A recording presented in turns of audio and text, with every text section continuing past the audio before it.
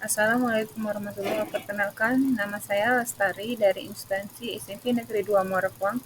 Di sini saya akan berbagi karya inovatif materi tentang teks berita. Teks berita.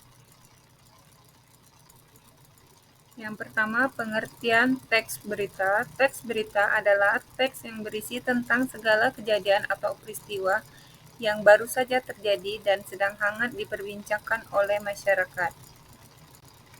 Yang kedua, fungsi teks berita. Fungsi teks berita yaitu untuk memperoleh informasi mengenai sesuatu hal, peristiwa atau kejadian sehingga menambah informasi, wawasan, atau pengetahuan agar kita dapat berpikir secara menyeluruh, efektif, kreatif, dan kritis terhadap sesuatu hal masalah yang telah atau sedang terjadi. Yang ketiga, ciri-ciri teks berita. Yang pertama itu faktual, berisi fakta. Yang kedua, aktual, yaitu terkini. Yang ketiga, unik dan menarik. Yang keempat, seimbang, yaitu bersifat netral dan tidak memihak. Yang kelima, sistematis dan lengkap. Yang keenam, komunikatif dan mudah dipahami oleh semua orang.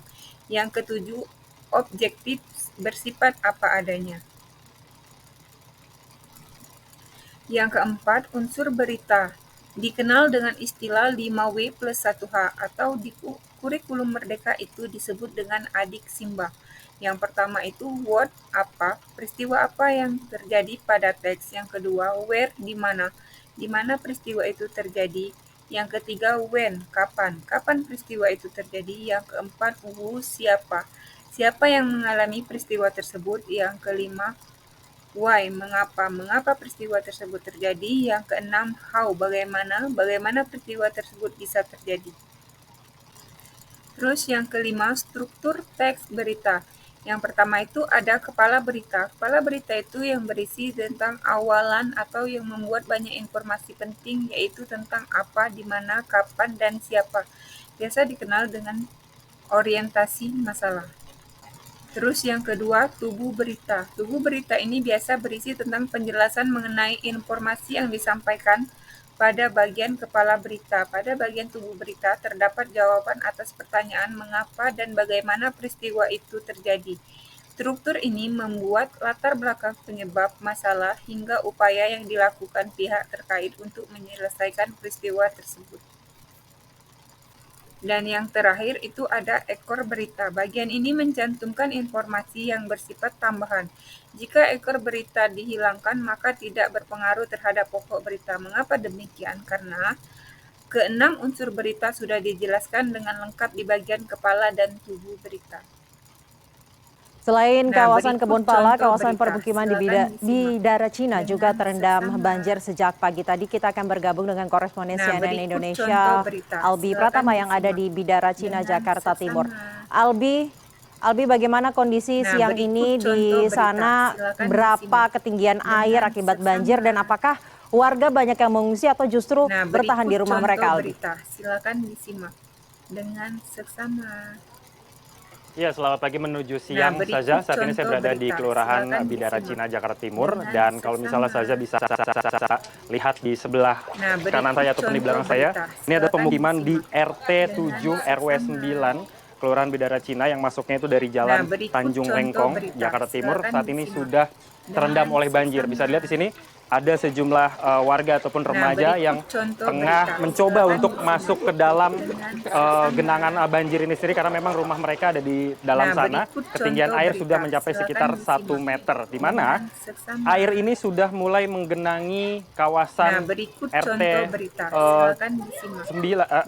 9 di RW 7 ini sejak dini hari pagi tadi, sekitar pukul 5 sudah mulai berangsur-angsur naik. Ini karena memang informasi yang saya terima dari warga yang memang tinggal di sini, ini mereka sudah mendapatkan himbauan dari grup WhatsApp yang dikelola oleh RT ataupun RW mereka sendiri, dan kemudian mereka mendapatkan laporan untuk bersiaga karena ketinggian air ataupun banjir kiriman dari wilayah selatan seperti misalnya dari Bogor dan juga Depok udah memasuki level siaga 2 di beberapa bendung air seperti Katulampa dan juga Depok, sehingga dalam hitungan beberapa jam ke depan sejak malam tadi maka diprediksi sejumlah pemukiman penduduk yang berada di bantaran Sungai Ciliwung seperti yang ada di kawasan Blitar Cina ini berpotensi tergenang banjir, dan ini sudah terjadi di mana berangsur-angsur air ini sejak pukul 5 pagi tadi sampai dengan sekarang sudah pukul 11 masih mengenangi kawasan ini dengan ketinggian bervariasi tentunya tergantung dengan kontur dari pemukiman ini sendiri. Ada yang sekitar 50 cm, 1 meter, dan bahkan ada yang sudah mencapai 1,5 meter untuk bagian yang paling dekat dengan sisi bantaran sungai sendiri. Tetapi kalau misalnya saya juga perhatikan dan juga bertanya kepada sejumlah masyarakat yang tinggal di lokasi ini saja, mereka masih bertahan di rumah-rumah mereka sendiri dan mayoritas belum mengungsi seperti itu. Walaupun di kelurahan, di kantor kelurahan, sebelum saya menuju ke lokasi ini di Kelurahan Bidara Cina sudah ada posko bencana banjir yang sudah disiapkan oleh pihak kelurahan sendiri yang tentunya juga bekerja sama dengan BPBD DKI Jakarta untuk bisa mengantisipasi ketika banjir dengan debit air yang lebih tinggi menggenangi kawasan ini, sehingga masyarakat nantinya bisa menuju ke tempat-tempat pengungsian seperti posko bantuan banjir yang ada di kantor kelurahan, ada juga GOR yang berlokasi dekat sini, dan juga masjid yang bisa dijadikan sebagai salah satu tempat mengungsi. Nah, sebagai informasi juga saja bahwa saat ini kondisi aliran listrik di sejumlah rumah-rumah yang ada di sekitar saya ini masih nyala karena memang belum ada pemadaman yang dilakukan. Menurut keterangan warga biasanya listrik baru akan padam ketika ketinggian air sudah mencapai box meteran listrik, karena itu sudah berpotensi untuk mengganggu jaringan listrik, sehingga sampai saat ini listrik masih terhubung. Tetapi ini tentunya juga harus diwaspadai oleh masyarakat karena tentu akan banyak sekali jaringan listrik yang bisa saja ada yang terbuka, lalu karena air ini sifatnya konduktor ataupun menghantarkan aliran listrik, tentu ini akan sangat berbahaya bagi masyarakat ataupun warga yang tinggal di sini, terutama anak-anak yang kadang-kali memang memanfaatkan banjir ini untuk sebagai wahana bermain mereka di tengah genangan air. Nah, menurut warga juga sebenarnya ini adalah di menjelang akhir penghujung tahun 2023 ini adalah banjir kedua yang mereka alami sejak akhir Oktober lalu ketika hujan mulai mengguyur sejumlah kawasan Jabodetabek, dan ini adalah kali kedua. Dan diprediksi juga masyarakat sudah mendapatkan sejumlah informasi baik dari itu tingkat RT, RW ataupun dari BPBD dan juga dari BMKG bahwa curah hujan di wilayah Jabodetabek khususnya di Jakarta sendiri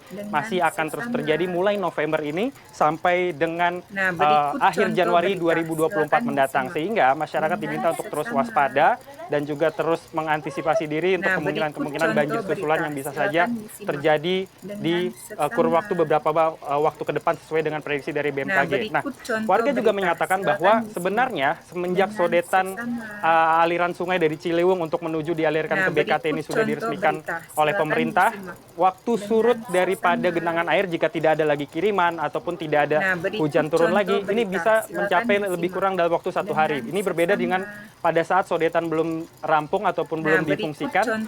Banjir yang mengenang sejumlah kawasan yang ada di sini bisa mengenangi kawasan ini selama beberapa hari atau bahkan ada yang mencapai 1 bulan, sehingga dengan hadirnya sodetan tersebut turut membantu warga untuk bisa mengurangi waktu genangan air untuk menjadi lebih singkat. Tetapi memang masyarakat diharapkan untuk tetap waspada mengingat saat ini juga kondisi Jakarta sedang hujan dan mulai turun gerimis, sehingga kewaspadaan harus tetap dilakukan oleh masyarakat yang tinggal di lokasi ini. Begitu saja.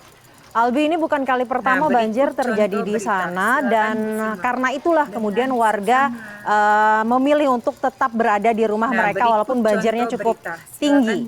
Nah, lalu bagaimana mereka melakukan aktivitas mereka sehari-hari? Kalau banjir seperti itu tentunya kan mengganggu aktivitas mereka.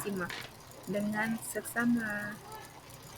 Iya saja, terkait dengan aktivitas masyarakat sendiri, sampai saat ini memang masih beraktivitas secara normal. Bahkan di depan saya di sini ada warung nasi seperti itu, bisa dikatakan masih melakukan aktivitasnya seperti hari-hari biasa, masih melayani beberapa pedagang walaupun belum terdampak banjir, tetapi penjaga warung ataupun pemilik warung makan di sini mengaku bahwa jika hujan terus-menerus turun, lalu juga kiriman banjir dari wilayah selatan seperti misalnya Depok dan juga Bogor terus mengalir, maka bukan hal yang tidak mungkin banjir akan naik ke lokasi ini, karena lokasi ini menjadi salah satu titik yang cukup rendah juga di wilayah Bidara Cina ataupun di kawasan Jakarta Timur, dan lokasi sangat berdekatan dengan bantaran Sungai Ciliwung, tetapi mereka memang karena sudah bertahun-tahun tinggal di lokasi ini, sudah sering merasakan banjir sejak 2022 dan juga 2002 maksud saya, dan juga tahun 2007 yang mana banjirnya cukup besar melanda Jakarta. Mereka tentu sudah terbiasa dan juga mengantisipasi, dan mereka tentunya membutuhkan sejumlah solusi dari pemerintah ataupun bantuan untuk bisa membantu meringankan bencana yang saat ini sedang mereka hadapi ataupun ancaman bencana yang akan mereka hadapi, yaitu bencana banjir yang memang sudah sering berulang kali, sehingga masyarakat selain waspada juga ada pemerhatian dari pemerintah untuk bisa sama-sama bekerja sama mengantisipasi hal ini. Begitu Saza. Baik, terima kasih koresponden CNN Indonesia Albi Pratama yang melaporkan langsung dari Bidara Cina, Jakarta Timur. Setelah menyimak video tersebut dan sudah dibahas, selanjutnya di sini kita akan memberi tugas. Tugasnya yaitu ruang lingkup Kaspe mantan Direktur KBS alami kebakaran pada Jumat malam. Itulah judul berita yang akan kita kupas.